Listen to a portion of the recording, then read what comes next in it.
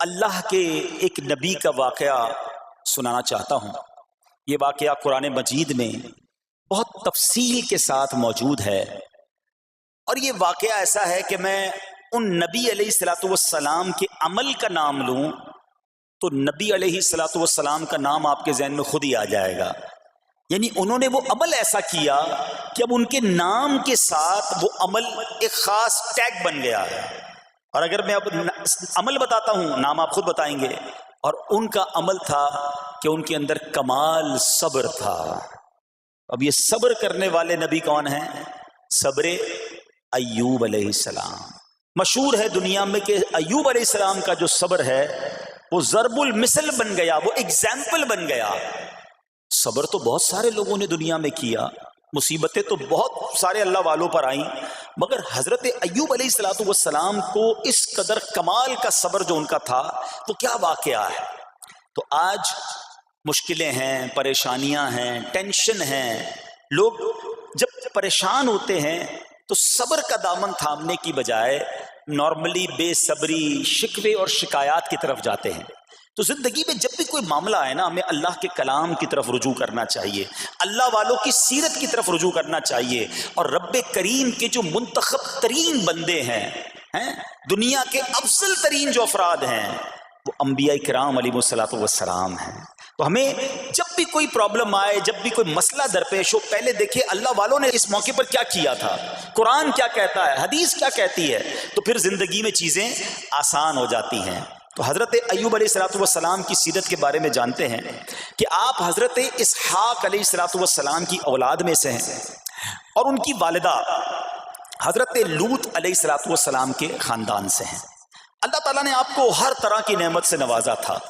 آپ حسن و صورت والے بھی تھے، یعنی آپ کو اللہ پاک نے بہت خوبصورت بھی بنایا تھا، اور اللہ کریم نے مال بھی بہت دیا، اولاد میں بھی کثرت دی، یعنی ویل آف لائف تھی، خوبصورتی بھی ہے، مال بھی ہے، اولاد بھی ہے۔ اچھا، پھر ظاہر مال تھا تو گھر بھی تھے، جانور بھی تھے۔ اس زمانے میں جو ویلتھ ہوتی تھی، جو پیسہ ہوتا تھا، وہ جانوروں کی صورت میں ہوتا تھا۔ آج کل لوگ گاڑیاں رکھتے ہیں، سونا زیورات رکھتے ہیں، اس زمانے میں جانور ہوتے تھے۔ بلکہ اب بھی اگر پاکستان کے بھی آپ انٹیریئر کے ایریا میں چلے جائیں، گاؤں گوٹھ میں جائیں، تو لوگ اپنا مال و دولت سے جانور ہی خرید رہے ہوتے ہیں۔ ان کے نزدیک یہی ان کا جو ہے وہ جو بھی ان کا کاروبار ہوتا ہے اور مال ہوتا ہے۔ اب آپ پر امتحان آیا، آزمائش آئی، اور وہ آزمائش کیسے آئی کہ پہلے آپ کا مکان گرا، اور خاندان کے جتنے افراد تھے اور آپ کے بیٹے تھے، جتنے بھی آپ کے بیٹے تھے نا، وہ سب اس مکان کے تلے دب کر انتقال کر گئے۔ اللہ اکبر۔ آپ کو آ کر خبر دی جاتی گئی کہ حضور آپ کا مکان گر گیا ہے، آپ کے بچے دب گئے اور دب کر ان کا انتقال ہو گیا ہے۔ آپ فرماتے تھے میرا کیا ہے، جس کا تھا اس نے لے لیا، جب تک اس نے مجھے دے رکھا تھا وہ میرے پاس تھا، جب اس نے چاہا اس نے واپس لے لیا، اسی نے دیا تھا نا۔ تھوڑی دیر بعد خبر آئی کہ آپ کے جتنے جانور تھے، ہزارہا اونٹ تھے، بکریاں تھی، ریوڑ کے ریوڑ تھے، سارے جانور جو ہیں وہ مر گئے۔ کسی نے آ کر کہا کہ اب آپ کی جتنی دولت تھی، جتنے جانور تھے، وہ بھی مر گئے۔ سبحان اللہ۔ آپ اللہ کا شکر بجا لاتے، کہتے یا اللہ، جو رب کا تھا اس نے واپس لے لیا، اسی کا تھا، جتنی دیر چاہا میرے پاس رہا، واپس لے لیا اس نے۔ میں اپنے رب کی رضا پر راضی، میں اس امتحان پر راضی ہوں۔ اللہ اکبر۔ اب کیا ہوا کہ آپ کی تمام کھیتیاں اور جو باغات تھے، بہت بڑی زمینیں تھیں، بڑے بڑے کھیت تھے، وہ بھی سارے کے سارے برباد ہو گئے۔ کسی نے آ کر بتایا کہ حضور اب تو کھیت بھی گئے، اب باغات بھی گئے۔ آپ نے فرمایا کہ جس کا تھا اس نے لے لیا، میں اس کی رضا پر راضی ہوں۔ جب تک میرے پاس تھا وہ میرے پاس تھا، اب رب نے واپس لینا چاہا تو اس نے لے لیا۔ اب he was empty handed، یعنی اب کچھ بھی نہیں تھا، نہ بچے ہیں، نہ مال ہے، نہ جانور ہے، نہ مکان ہے۔ مگر حضرت ایوب علیہ الصلوۃ والسلام کی زبان پر پھر بھی شکر ہے، اب بھی شکر ہے، شکوہ نہیں ہے کہ اللہ میں تیری رضا پر راضی ہوں۔ لیکن ابھی امتحان ختم نہ ہوا تھا۔ اور اس امتحان کے پیچھے بعض مفسرین نے ایک اور قول بھی نقل کیا کہ شیطان نے حضرت ایوب علیہ السلام کو دیکھ کر اللہ کی بارگاہ میں کہا کہ مولا یہ تیرا بندہ اس لیے تیرا شکر گزار ہے کہ تو نے اسے بڑا نوازا ہے، بڑا مال دیا ہے، اولاد دی ہے، گھر دیا ہے۔ تو اب رب کریم نے حضرت ایوب پر امتحان بھیجا تاکہ پتہ چلے کہ میرے نیک بندے امتحان کے بعد بھی صبر کرتے ہیں۔ لیکن اب سب چلا گیا نا، تو شیطان نے کہا کہ ابھی جان تو باقی ہے نا، صحت تو باقی ہے، اللہ اکبر، مزید آزمائش آئی اور یہ ہوا کہ آپ کو بیمار کر دیا گیا، مبارک جسم پر بڑے بڑے آبلے پڑ گئے، پھوڑے جس کو کہتے وہ پڑ گئے۔ اس حال میں آپ کے سارے دوست بھی آپ کو چھوڑ کے چلے گئے۔ آج کل ویسے بھی حال ایسا ہی ہے جناب، جب تک پیسہ ہے، شہرت ہے، آپ کے پاس کوئی مال ہے تو آس پاس بہت سارے لوگ ہوتے ہیں، مگر جب یہ سب چیزیں چلی جائیں نا تو بعض اوقات ایسی کنڈیشن میں اپنے اور پرائیوں کی جانچ بھی ہو جاتی ہے کہ اب کون کھڑا ہے۔ دوستی مال کے لیے تھی، دوستی شہرت کے لیے تھی، دوستی منصب کے لیے تھی، یا کسی کی ذات سے واقعی خالص دوستی تھی؟ اب کیا ہوا؟ آپ کے سارے رشتہ دار، سارے دوست بھی دور چلے گئے، سوائے آپ کی فرما بردار زوجہ تھی جن کا نام تھا رحمت بن افراہیم، اور یہ حضرت یوسف علیہ السلام کی پوتی بھی تھی، اللہ کے نبی کی آل سے تھی، وہ آپ کی خدمت کرتی رہیں۔ اب جسم پر پھوڑے ہیں، آبلے ہیں، ایک بیوی ہے، نہ پیسہ ہے، نہ مال ہے، نہ بچے ہیں، واٹ ایور جو تھا سب ختم، مگر زبان ہے کہ اس پر پھر بھی اللہ کا ذکر جاری ہے، پھر بھی شکر جاری ہے، پھر بھی صبر ہے۔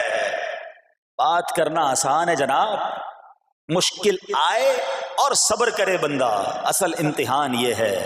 زباں پر شکوائے رنجو علم لایا نہیں کرتے، زباں پر شکوائے رنجو علم لایا نہیں کرتے، نبی کے نام لیوا غم سے گھبرایا نہیں کرتے۔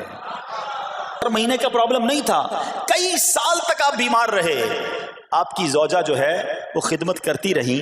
اچھا یہاں ایک غلط فہمی دور کر دوں کہ کچھ لوگ یہ کہتے ہیں، یہ کتابوں میں پتہ نہیں کچھ کتابوں میں لکھ دیا گیا کہ حضرت ایوب علیہ السلام کو معاذ اللہ کوڑ کی بیماری ہو گئی تھی۔ ایسا بالکل نہیں تھا، کوڑ کی بیماری نہیں ہوئی تھی، بلکہ نہ کوڑ ہوا نہ جزام ہوا، آپ کو جسم پر پھوڑے پھنسیاں جن کو کہتے ہیں آبلے نکل آئے تھے، کیونکہ کوڑ کی بیماری وہ ہوتی ہے کہ جس سے لوگ نفرت یا حقارت کرتے ہیں۔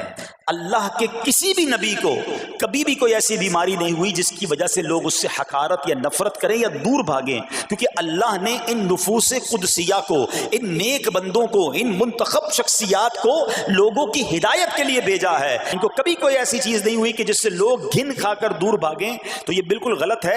البتہ آپ کے جسم پر آبلے تھے، پھوڑے تھی، اور اللہ اکبر، آپ اس حال میں کیا رب سے عرض کرتے تھے؟ آپ عرض کرتے تھے، قرآن میں یہ الفاظ موجود ہیں، انی مسنی الضر وانت ارحم الراحمین۔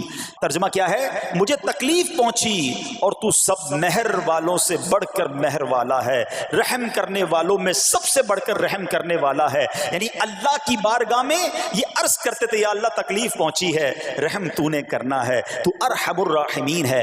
زمانے سے نہیں کہتے تھے۔ دیکھو حضرت ایوب علیہ السلام کا صبر، کسی سے نہ کہا، اللہ کی بارگاہ میں عرض کرتے رہے۔ اب آپ کی آزمائش کا وقت پورا ہوتا ہے، دعا کرتے رہے، التجا کرتے رہے، صبر کرتے رہے۔ حکم ہوا کہ اپنا پاؤں زمین پر مارو۔ حضرت ایوب علیہ السلام نے پاؤں زمین پر مارا تو زمین سے ایک چشمہ پھوٹ اٹھا۔ حکم الہی سے حکم دیا گیا کہ اب اس پانی سے غسل کرو۔ آپ نے جب اس پانی سے غسل کیا تو آپ کی تمام بیماریاں دور ہو گئیں۔ پھر آپ 40 قدم چلے، دوبارہ زمین پر قدم مارنے کا حکم دیا۔ قدم مارتے ہی ایک اور خوبصورت لذیذ ٹھنڈے پانی کا چشمہ نمودار ہوا۔ پانی ٹھنڈا، میٹھا اور لذیذ تھا۔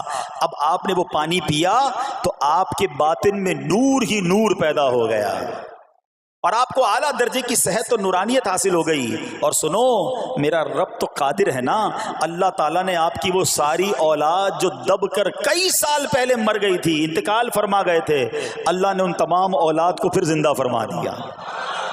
اور آپ کی بیوی کو دوبارہ جوانی بخشی اور اب اس کے بعد بھی آپ کی کثیر اولاد ہوئی. سنو سنو، جو جانور چلے گئے تھے نا، اللہ نے مویشی، اسباب، وہ خزانہ اس سے زیادہ آپ کو پھر سے عطا فرما دیا.